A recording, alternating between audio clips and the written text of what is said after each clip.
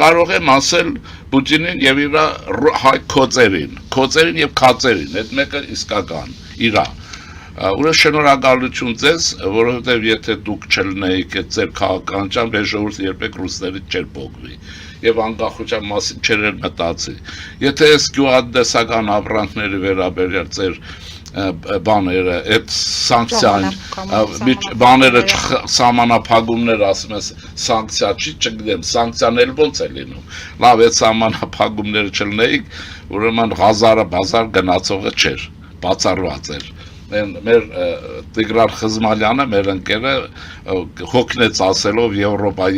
այդպես է Եվրոպա չեք գնում, բայց Պուտինը մի քայլով Եվրոպա մղեց հայությանը։